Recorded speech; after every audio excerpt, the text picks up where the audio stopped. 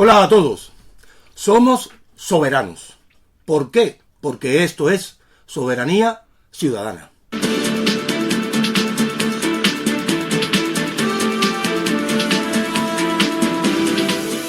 Y hoy, 8 de junio de 2024, traemos un tema, como no podía ser de otra forma, sobre las elecciones europeas. La votación de mañana en las urnas españolas para el Parlamento Europeo. Mañana, domingo 9 de junio de 2024. Aquí, en unos instantes. Mentiras, lo único que hay es odio y esos eslóganes lo único que nos llevan es a romper la convivencia. Yo te digo racista porque eres un racista y te lo voy a decir cada vez que digas una cosa. Yo te digo libera violadores porque eres una libera violadores.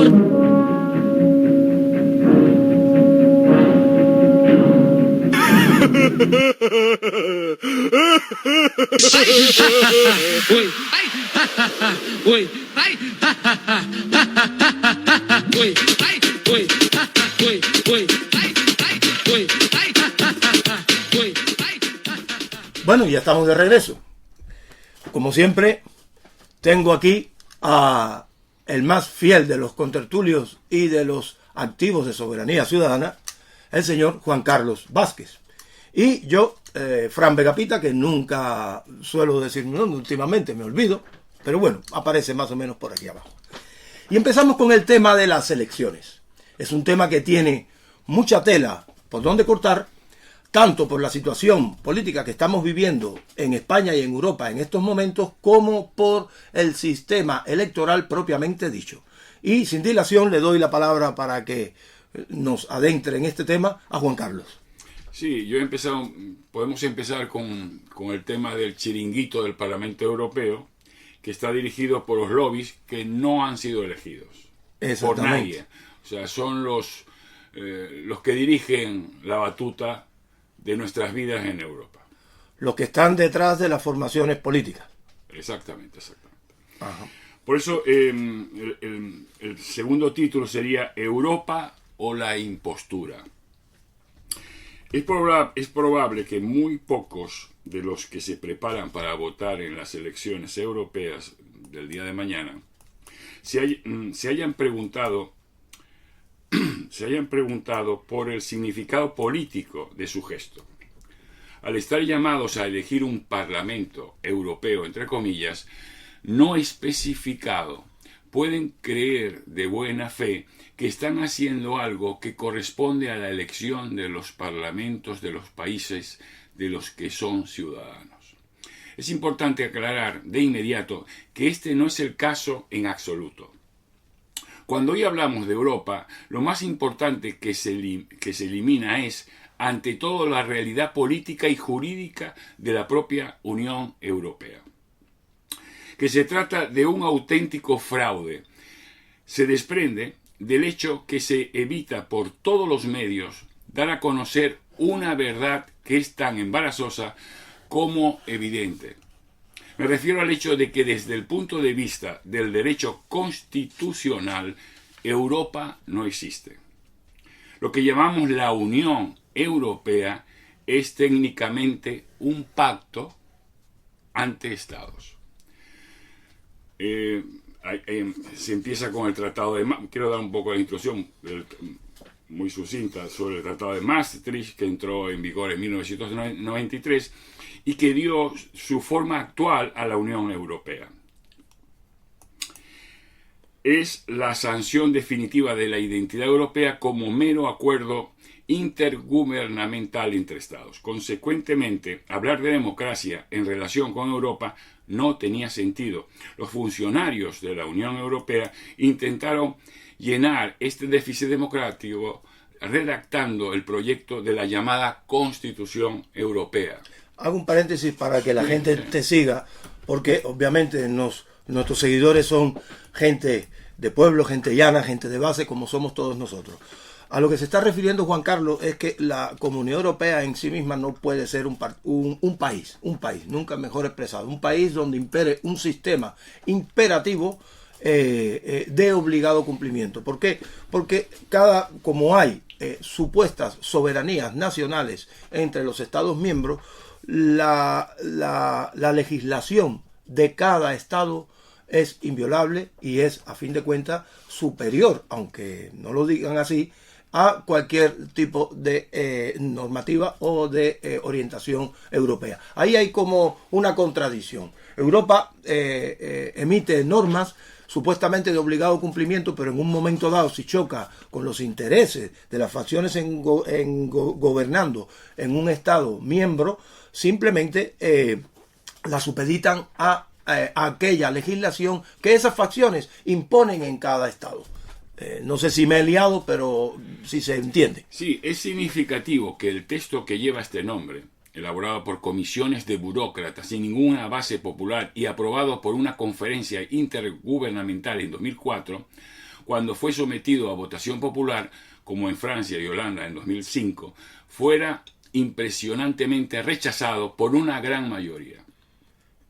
Ante el fracaso de la aprobación popular, que efectivamente anuló la llamada Constitución, el proyecto fue tácitamente, y tal vez deberíamos decir vergonzosamente, abandonado y reemplazado por un nuevo tratado internacional, el llamado Tratado de Lisboa de 2007. Huelga a decir que desde un punto de vista jurídico, este documento no es una constitución, un poco lo que has remarcado tú, Fran, sino un acuerdo entre gobiernos cuya única coherencia se refiere al derecho internacional y que, por tanto, han tenido cuidado de no someterlo a la aprobación popular. No sorprende, por tanto, que el llamado Parlamento Europeo que se está eligiendo no sea en realidad un parlamento, porque carece del poder que propone leyes y que está enteramente en manos de la Comisión Europea. Unos años antes, el problema de la Constitución Europea había suscitado un debate ante un jurista alemán cuya competencia nadie podía dudar. Este alemán es Dieter Green. Y Jorge Habermas, un filósofo, el otro era un jurista, y este señor un filósofo, quien, como la mayoría de los que se llaman a sí mismos filósofos, estaba completamente carente de una cultura jurídica. Es lo que la audiencia tiene que saber, que no fue aprobado, no hay hay una constitución, pero no ha sido fielmente firmada por todos los miembros de la Unión Europea. Por eso esa constitución está stand-by. No tenemos constitución. Hay una constitución, pero no está confirmada por los dirigentes europeos, por los gobernantes. O por los gobernantes y no por las bases electorales, en este caso por la ciudadanía respectiva de cada país. Exactamente. Frente a este filósofo, Jürgen Habermas, que pensaba que en última instancia la Constitución se podía basar en una mítica opinión pública, Dieter Green tuvo buenas razones para explicar la imposibilidad de una constitución por la sencilla razón de que no existe un pueblo europeo. Es lo que has dicho un poco tú, Fran. Y por lo tanto, algo así como un poder constituyente carecía de todas las bases posibles, porque como todos reconocemos, el poder establecido presupone un poder constituyente. Eso lo sabes, claro. Lo has dicho, lo has explicado muy bien en los vídeos de Soberanía Ciudadana. La idea de un poder constituyente europeo es la gran ausente en los discursos sobre Europa. Por tanto, desde el punto de vista de su supuesta constitución, la Unión Europea no tiene legitimidad. Pongo un ejemplo para seguir poniendo ejemplos prácticos y que puedan seguir lo interesante que está diciendo Juan Carlos. Por ejemplo, recientemente el Parlamento Europeo hizo una declaración de que la llamada ley de amnistía en España era inconstitucional e ilegal. Sin embargo, esta ley se aprobó recientemente en el Parlamento y no pasa absolutamente nada, porque no tienen capacidad potestativa sobre España, en este caso el Parlamento Europeo. No tiene con lo que he dicho, que la Unión Europea no tiene legitimidad. Por tanto, es perfectamente comprensible que una entidad política sin una constitución legítima no puede expresar la voluntad política de los pueblos europeos. La única apariencia de unidad se logra cuando Europa actúa como vasallo de Estados Unidos, participando en guerras que de ninguna manera corresponden a nuestros intereses comunes y menos aún a la voluntad popular. La Unión Europea actúa como una rama de la OTAN. entre paréntesis, que es en sí misma un acuerdo militar entre estados. Esto lo hemos notado últimamente. Hace 15, 20 años había líderes europeos que ponían el grito. Había más independencia, pero desde hace 20 años somos corderitos. Todo lo que nos dicte Estados Unidos, vamos ahí a rajatabla.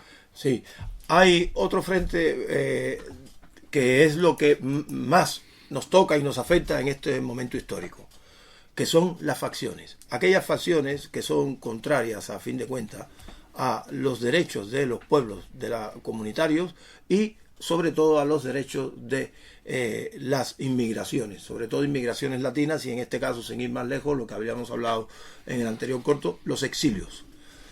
Aquí se está dando un fenómeno en que la Unión Europea está siendo un testaferro de esas dictaduras.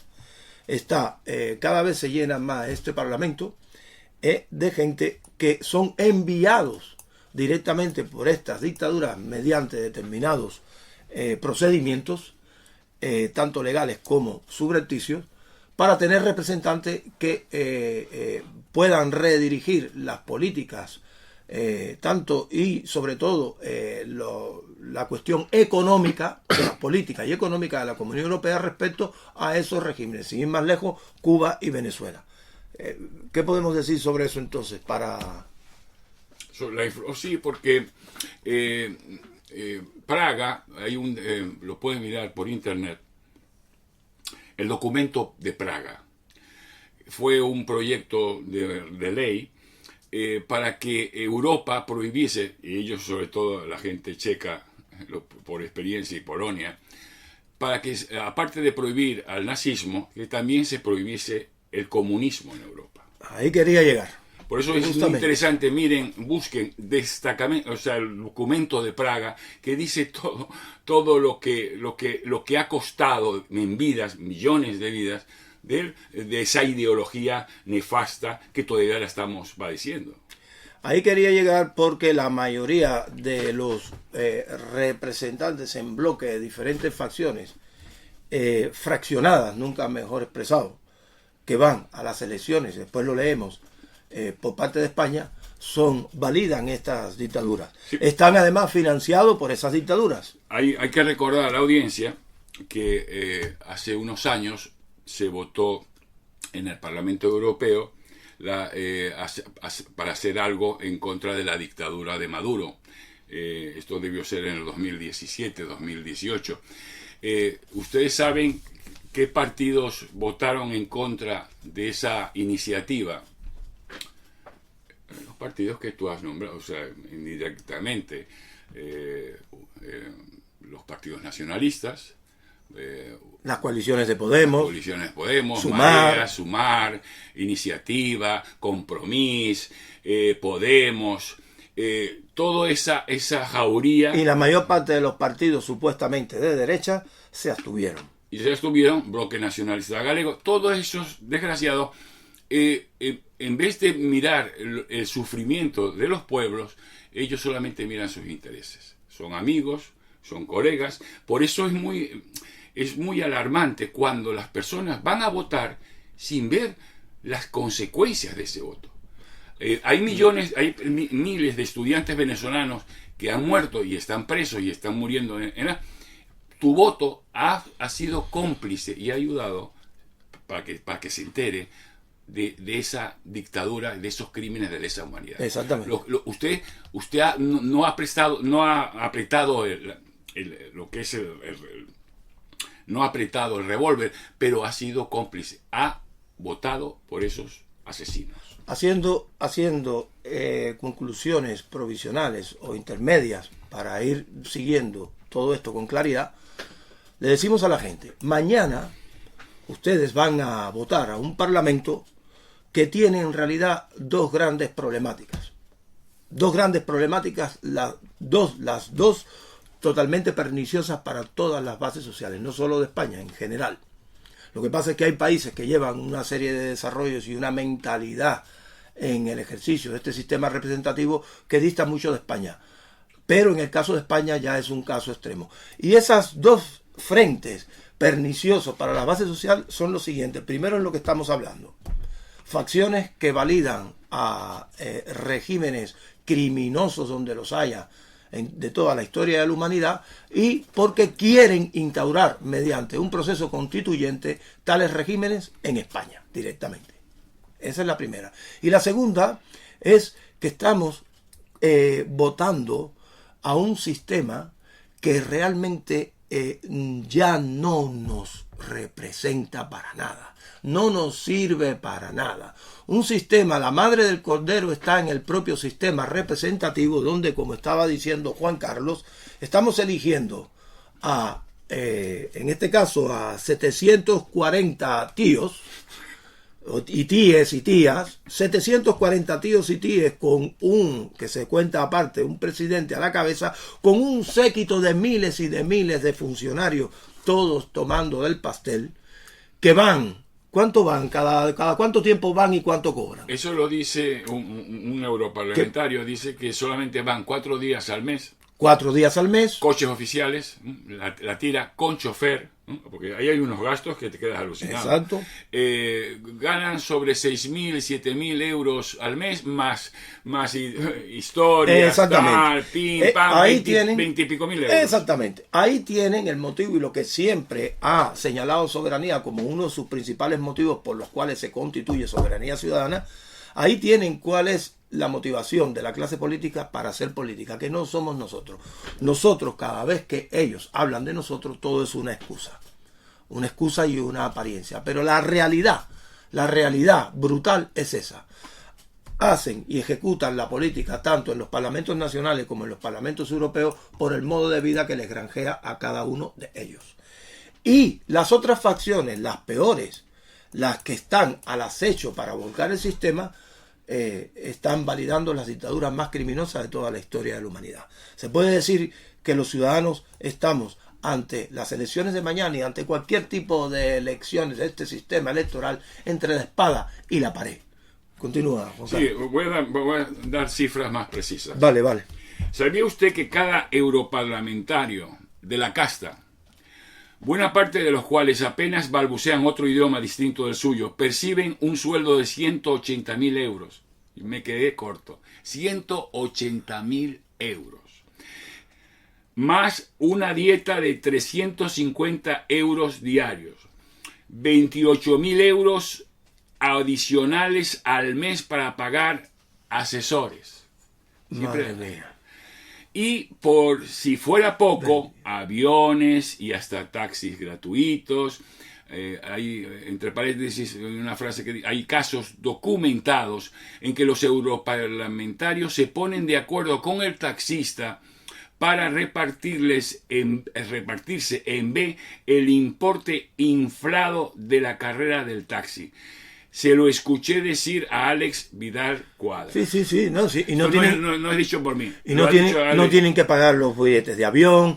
Incluso en sus coches particulares, ellos con unos bonus llenan el depósito en las gasolineras a nombre de los supuestos parlamentos para los que trabajan, Pero lo más importante, ¿algún partido lleva en su programa acabar con este dispendio? Ninguno.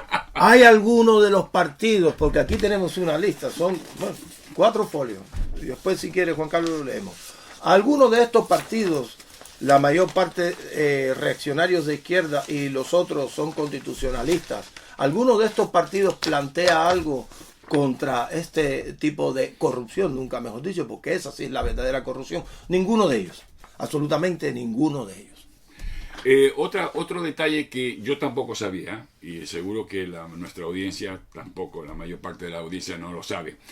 Ustedes saben que mantener las 3 sedes del Europarlamento, yo no sabía que había 3 sedes, cuesta 120 millones de euros anuales. Si las actividades de Estrasburgo se trasladaran a Bruselas, se podrían ahorrar 103 millones de euros. Mantener las 3 sedes de trabajo que actualmente tiene el Parlamento Europeo, Estrasburgo, Bruselas y Luxemburgo, supone un coste adicional de casi 120 millones de euros. Según estimaciones de la propia Cámara Legislativa comunitaria consultadas por Europa Press, la Eurocámara tiene a Estrasburgo como sede para las sesiones plenarias, a Bruselas como sede de comisiones y grupos parlamentarios y a Luxemburgo como sede de la Secretaría General del organismo. El uso de esta triple sede comporta unos gastos adicionales de 120 millones de euros cada año, aunque si todas las actividades de Estrasburgo se trasladaran a Bruselas, se podría ahorrar 103 millones de euros, según un reciente estudio elaborado por la Eurocámara. Ellos elaboran mucho, pero no hacen nada. Exactamente. Hay una cuestión fundamental que enlaza con todo esto, que es que la gente cree que tiene que votarles para que su vida funcione. Una de las cosas que siempre ha explicado Soberanía y lo trasladará de una manera rotunda, contundente y tajante el día que tengamos más medios para concurrir a las elecciones, es el hecho de que la sociedad no les necesita.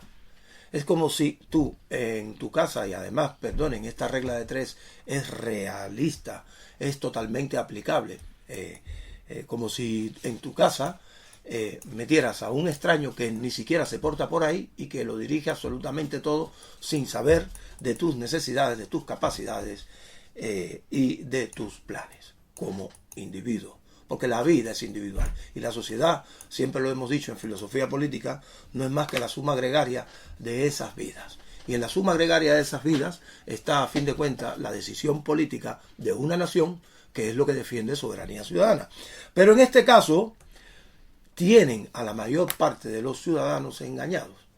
Hay que decir que hay grandes segmentos, grandes cuantías de segmentos y de colectivos que llevan una vida como es natural y es loable, una vida tranquila, una vida relajada y una vida más o menos satisfecha.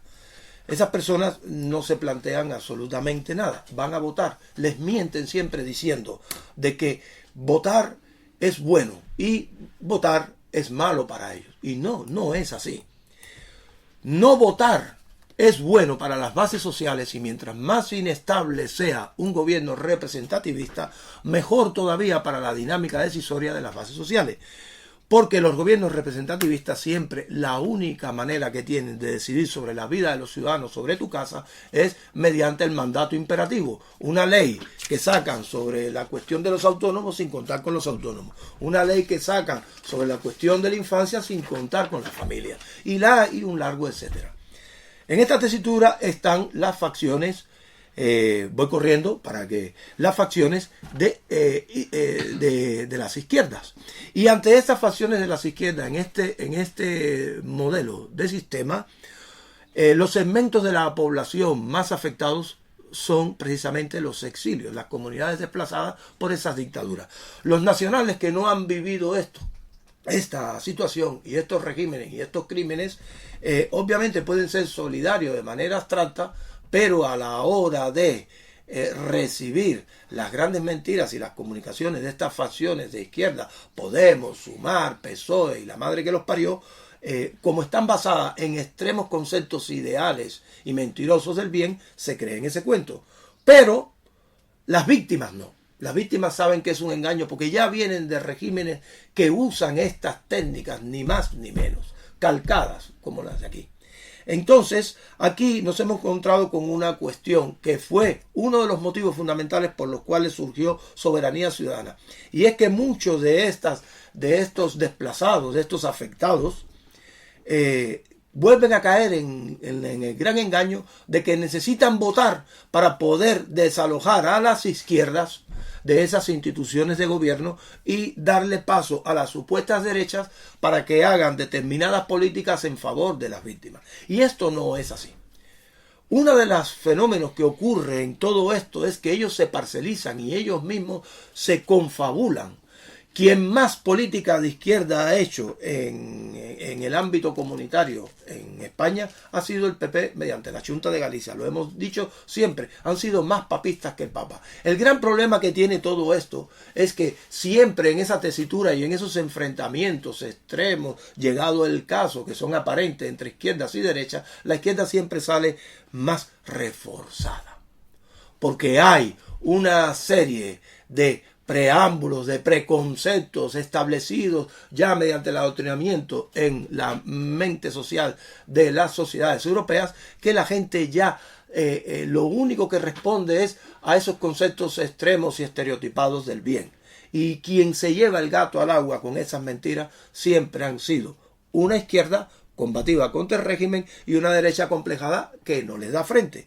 Sin ir más lejos, y no me extiendo más, ahora mismo esto colinda con que en el Parlamento Europeo estamos viendo cada vez más determinados partidos supuestamente contrarios a estas izquierdas que están extremando un discurso, pero no deja de ser una apariencia, porque lo que no queremos es que sean nuevos youtubers, que es lo que están siendo ciertos representantes como de Vox, de PP, etcétera. Lo que queremos es que lleven proyectos de ley constantes y tajantes sobre las cuestiones que nos afectan. Voy a poner ejemplos.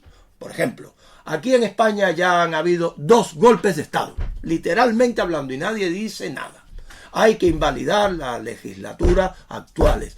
Ellos no se mueven con eso. ¿Dónde está en realidad la moción de censura sobre estas situaciones?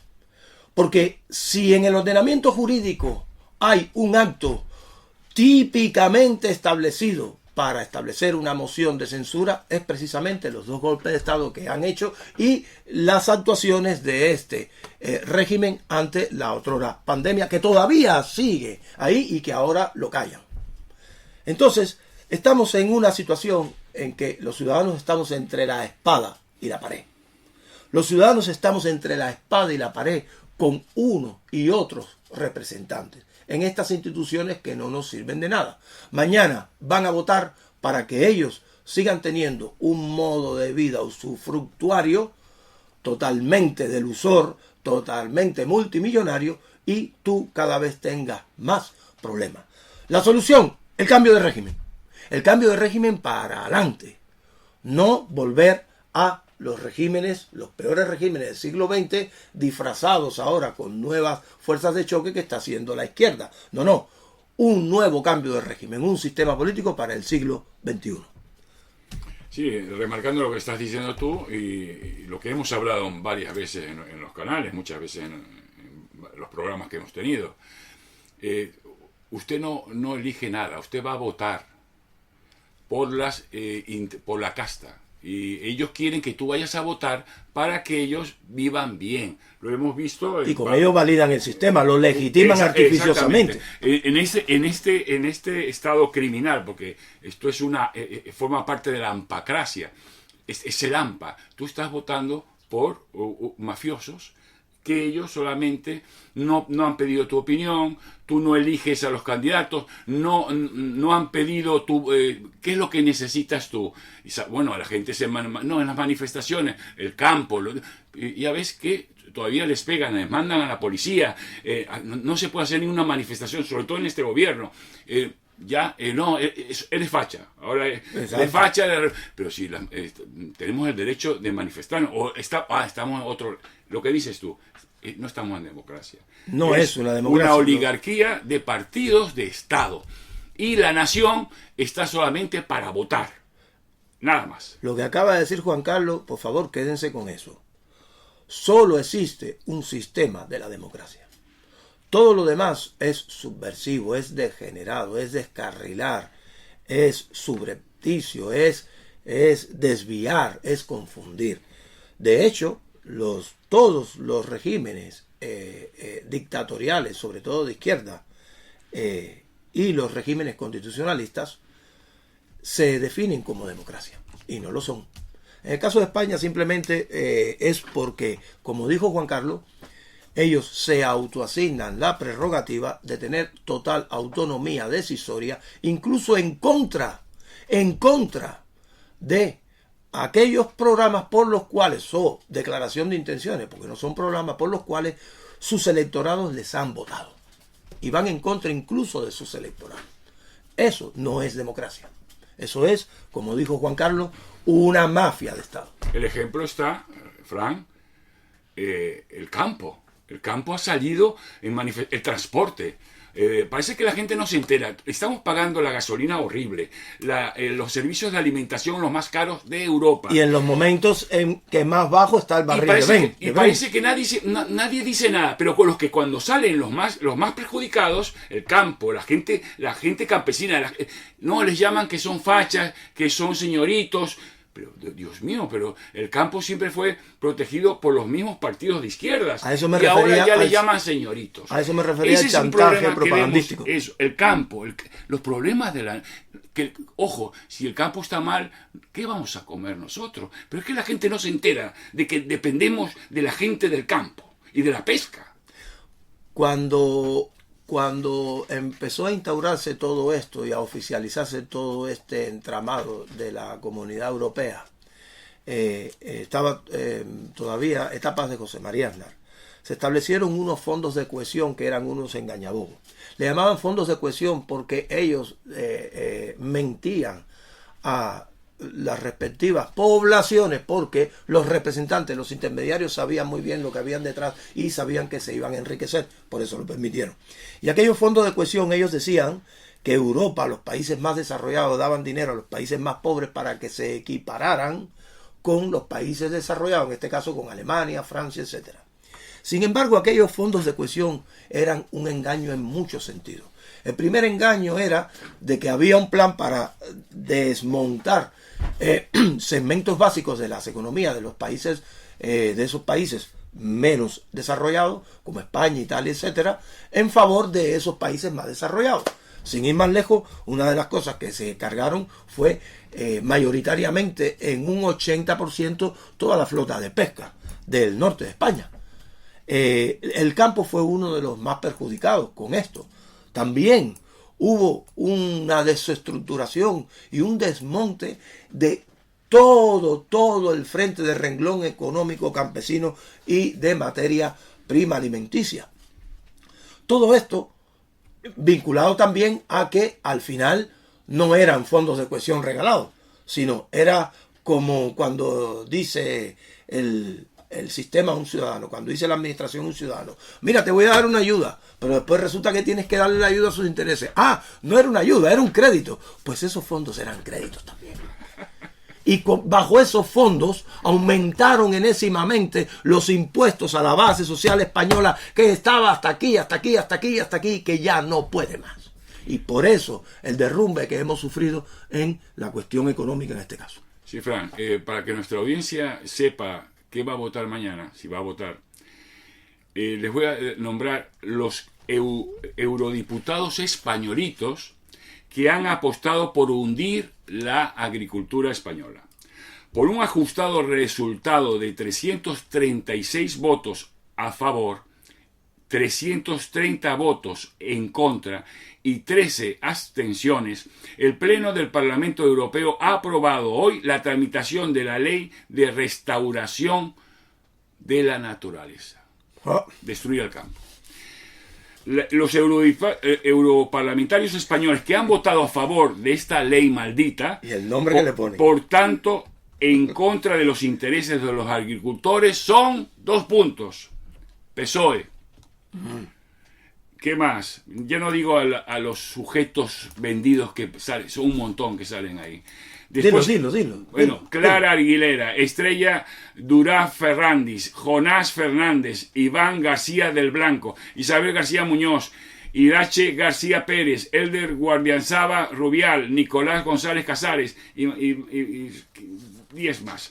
Pero bueno, otro partido, Junts per Catalunya, Clara Ponsatí Obiols. República de Cataluña, Los Verdes, vaya verdes, Diana Riba, Giner y Jordi Soler. Cataluña en Común, Los Verdes también, Ernest Urtasun. Ciudadanos Renew, no sé, no había oído ese partido, Renew, Ciudadanos. Jordi Cañas, Eva María, sí. Es el mismo Ciudadano, pasa que se reconvirtieron. María Soraya Ramos, María Pegas Turunda, mira esta chica que tal, votó en contra del campo. Susana Solís Pérez y Adrián Vázquez Lázara. Y después de Izquierda Unida, los guapitos, Manu Pineda y Cira Sego. Y de Podemos, no iba a faltar Podemos, Eugenia Rodríguez Palop y Dola Villanueva Ruiz, y de los anticapitalistas Miguel Urbán Crespo. Y otro dato que es bueno saber, la Unión Europea financia con hasta 115 millones de euros y el apoyo del gobierno español a la producción de aceite en Marruecos, competidor directo de los agricultores españoles y no pertenece a la Unión Europea. Exactamente. Esto es una vergüenza, pero esto lo digo para que, bueno, nos enteremos un poco, porque en vez de estar viendo televisión española y los medios todos vendidos, porque todos están vendidos, pónganse las pilas. Y el gran hermano de los candidatos que no denuncian estas cosas. En el careo, supuesto careo, que siempre es pactado de la televisión española. En los supuestos debates, debates democráticos para tener enganchado a la gente. Es muy sencillo, si la gente pasa de ellos, ellos se hunden, se van a tomar por saco, como dicen aquí. Y tu vida funciona. Pero necesitan que la gente les atienda. Necesitan que la gente les valide. Necesitan que la gente les siga. Imagínense, voy a poner un ejemplo estereotipado y se me ocurre ahora mal y pronto. Un artista mediocre, lo que sea, que no tenga seguidores. Tiene que tener gente que le aplauda. Esto es exactamente ellos en el sistema. Y quiero terminar un poco con el tema de... el título será, dice así: a veces los lobbies hacen directamente la ley. Bueno, realmente las facciones corporativizadas que están por debajo o por detrás de los gobiernos son los que realmente impulsan las políticas. Sí, la falta de regulación de esta actividad ha convertido a los lobbies en unos personajes oscuros. El lobby de la industria farmacéutica. Todopoderoso en este momento de la historia. Cágate lorito, como se dice. La alimentaria, cágate lorito. Y la construcción fueron los peor parados. Según la RAE, el lobby hace referencia a un grupo de personas influyentes organizado para presionar en favor de determinados intereses. La acción del lobby es convertir una conversación informal en una conversación influyente. Precisamente este área del trabajo es una de las más demandadas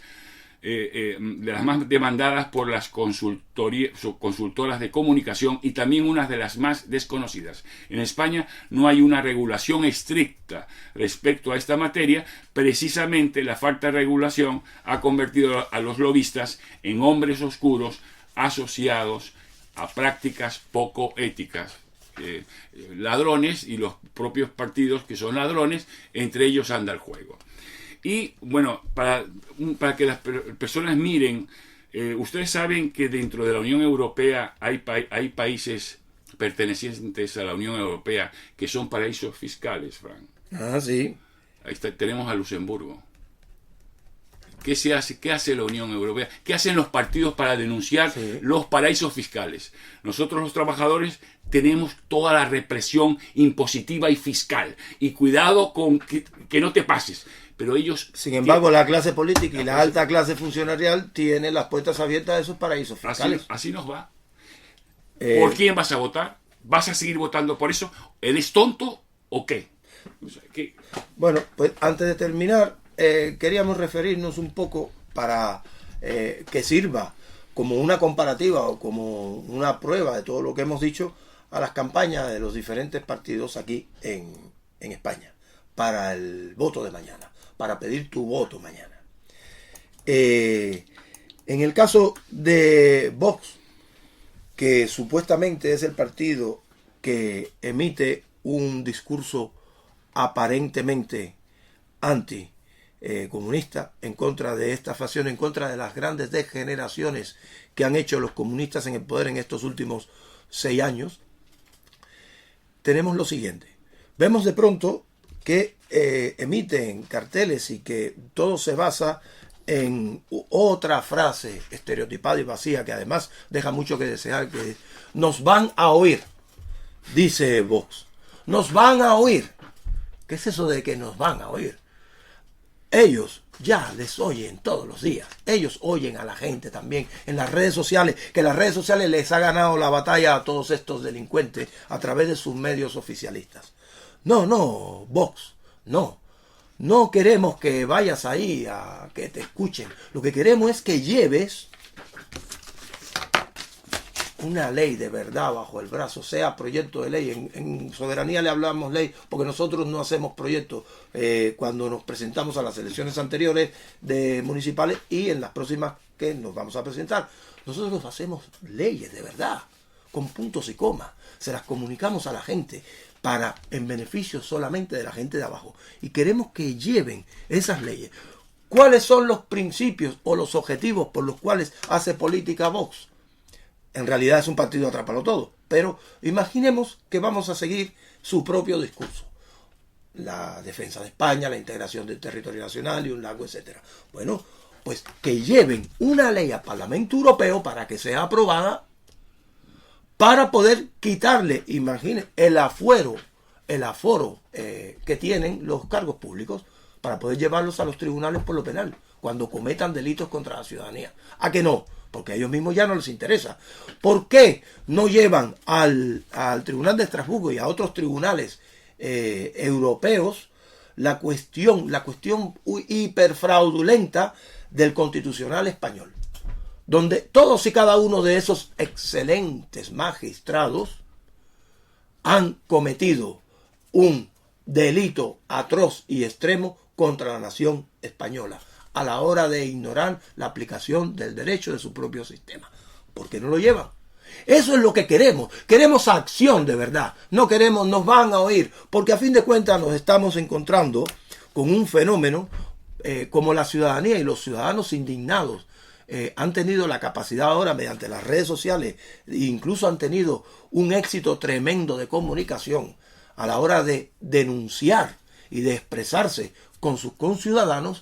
Pues estos mequetrefes de toda la vida que han tenido discursos estereotipados, encorsetados y vacíos, están emulando, se están convirtiendo en youtubers dentro de los propios parlamentos para que la gente les siga y diga, coño, qué bien lo dice. Pues claro que lo dice bien. Y llama mucho la atención el representante de Vox, que dice cosas claras y contundentes. Pero lo que queremos es que hagan cosas, porque para eso le han votado, para que hagan, no para que estén haciendo Gran Hermano ni televisión. Eso por un lado. Por otro lado tenemos en cuanto a la campaña a Podemos, nunca mejor dicho. Podemos es un partido metido aquí por el castrochavismo, por los regímenes castrochavistas. Y esto no es en sentido figurado. Un partido como Podemos, fíjense bien lo que les voy a decir, un partido como Podemos en Cuba y en Venezuela no ve la luz del siguiente día, porque automáticamente y sin juicio sumarísimo les fusilan, porque están actuando contra la seguridad del Estado. En el caso de Podemos viene para actuar contra España, para romper a España, para destruirla y para hacer un vuelco a través del propio proyecto constituyente o sistema constituyente que experimentó Venezuela en 1998 con Hugo Chávez. Y esa es la misma hoja de ruta. Y ellos están para eso. Tienen ahí a una candidata, Irene Montero, que si nosotros seguiremos haciendo política de base bajo otro concepto, pero si tuviésemos la oportunidad a esta señora, estaríamos día y noche, todos los días de nuestra existencia, haciendo lo posible para que vaya a la cárcel por los grandes crímenes que han cometido contra la ciudadanía española bajo su Ministerio de Igualdad. Dedicaremos un programa sobre eso, porque son muchos los jóvenes que se han suicidado, son muchos los jóvenes desestructurados, son muchos las familias destruidas que a causa de las nuevas ideologías de género esta señora ha destruido en España. Entonces tenemos después a un PP que sigue siendo el atrápalo todo, no quiere meterse en ningún problema. Y le va bien, porque le va bien la política de atrápalo todo. Y por eso el Vox le sigue la saga, haciendo la misma conducta de atrápalo todo. Atrápalo todo es que no quieren decir una palabra más alta que otra para que el electorado, sea engañado o no, sea de izquierda o de derecha, le voten a ellos y poder tener más modos de vida, más representación. Y después tenemos una serie de partidos que ya por el tiempo no los voy a leer, pero miren, 4 folios de todos los partidos españoles que se presentan. 4 folios, y en esto llama la atención una serie de nuevas coaliciones donde los que van como representantes, señoras y señores, agárrense, los que van como representantes son gente que tiene crímenes de sangre. Son gente que tienen expedientes penales atroces. Miren, señores, la legislación electoral en España dice que todo ciudadano puede hacer política, pero si un ciudadano tiene antecedentes penales, aunque sea por un delito leve, o faltas, como le llamaban ahora, que lo convirtieron ahora en leve para recaudar estos degenerados, pues automáticamente no puede concurrir ni siquiera en una lista electoral. Y esta gente está ahí, en contra del derecho español. ¿Qué hace en realidad los comités electorales? ¿Qué hacen los propios órganos de la justicia española que deberían actuar por defecto con este tipo de agresión al propio sistema español? Pues no hacen nada. Y en ello estamos. Por eso decimos que ir a votar mañana no va a resolver tus problemas, solo los va a agravar, de una o de otra manera. Perdón, Juan Carlos, termina. No, Fran, yo siempre digo que el Europarlamento sirve para... Ellos se reúnen para ver cómo joder al contribuyente. Muy buena palabra, además, bien clara. Ellos están siempre con nuevas normativas sobre el plástico. Tú entras en el supermercado, todo es plástico. Los Tetrabric, bolsas de plástico. Pero tú tienes que pagar a la bolsa de plástico. Ahora, antes no contaminaba cuando regalaban, ahora hay que pagarla. Hay que y pagarla. ahora ya no contamina. Normativa europea. Ahora son bolsas verdes. Todas las pijotadas que nos están imponiendo, yo creo que se reúnen para eso. ¿Cómo podemos joder, sacarle dinero al contribuyente? Siempre nos piden cosas, piden inspecciones, piden esto de los ascensores, piden cada vez más tonterías y de las tonterías. Y lógico, llega un momento que los autónomos estamos saturados de permisitos, de titulitos, de esto, de cuestión de acoso. Hasta lo último llegó de acoso. Tenemos que pasar un servicio si hay acoso laboral en el trabajo. Es lo último que está mandando para que tú te metas a hacer esos cursos. Quiero decir un poco ya como... Sí, cierra mejor ya para... Sería el título de no es un poema, pero pone Europa no es ni el tinglado de Bruselas ni Lampedusa, es nuestra civilización. Europa no es la organización de Bruselas y tampoco una moneda o un banco central. Europa no es un espacio globalizado y sin fronteras. Europa no es el mundo africano, tampoco es tierra islámica. Europa no es ni la fealdad ni el no arte. Europa es el continente de los europeos. Europa son milenarios de historia, 700 millones de europeos. Europa es una identidad, la civilización europea y cristiana. Europa son los templos griegos, los acueductos y teatros romanos, las capillas románicas, las catedrales góticas, los palacios renacentistas, las plazas mayores, los conventos, las iglesias barrocas, los castillos clásicos, los edificios modernistas. Europa son salvajes acantilados, majestuosas montañas, apacibles ríos. Europa es el sentimiento de la naturaleza. Europa son paisajes ajardinados por el hombre, desde los bosques hasta los polders, desde los prados hasta los cultivos en terrazas. Europa es la tierra del manzano y del olivo, de la viña y de la cebada. Europa no es el universo de la comida basura, es la gastronomía del aceite y de la mantequilla, del vino y de la cerveza, del queso y del pan, del salchichón y del jamón. Europa no es el mundo de la abstracción, es el arte de la representación, de Praxiteles a Rodin, de los frescos de Pompeya a la secesión de Viena. Europa es la imaginación celta y el misterio cristiano. Europa es la civilización que transforma la piedra en encaje. Europa es el rechazo del aturdimiento. Es la cultura que ha inventado el canto polifónico y la orquesta sinfónica. Europa no es el mundo de Belfegor. Es la civilización que honra a la mujer, diosa, madre o guerrera. Europa es la cultura de la caballería y del amor cortés. Europa no es el mundo del control, es la patria de la libertad. La ciudadanía griega, el foro romano, la gran carta inglesa de 1215, las ciudades y las universidades libres del medioevo, el despertar de los pueblos en el siglo XIX. Europa es un patrimonio literario y mitológico, Homero, Virgilio, Hesiodo, los Edas, el cantar de los Nibelungos y el ciclo artúrico. Es también Shakespeare, Cervantes y Grimm. Europa es el espíritu de invención y de conquista. Es Leonardo da Vinci y Gutenberg. Son las carabelas, los montgolfieras, los inicios de la aviación y Ariane. Son los puentes colgantes sobre los mares. Europa son los héroes que han defendido a lo largo de los siglos. En Leónidas y sus 300 espartanos que salvan a Grecia contra Asia. Es Escipión, el africano que salva a Roma de Cartago. Es Don Pelayo que emprende la reconquista. Es Godefroy de Bouillon que libera Tierra Santa y funda el reino franco de Jerusalén. Son Fernando de Aragón e Isabel de Castilla que liberan Granada. Es Iván el Terrible que aleja a los mongoles de la Santa Rusia. Es Don Juan de Austria que vence a los turcos en Lepanto. Europa son lugares emblemáticos: el Partenón, la Plaza de San Marcos, San Pedro de Roma, la Torre de Belén, Santiago de Compostela, el Monte San Michel. Qué precioso el Monte San Michel. La Torre de Londres, la Puerta de Brandenburgo, las torres de Kremlin. Tal es nuestra civilización. Hoy Europa es el hombre enfermo del mundo.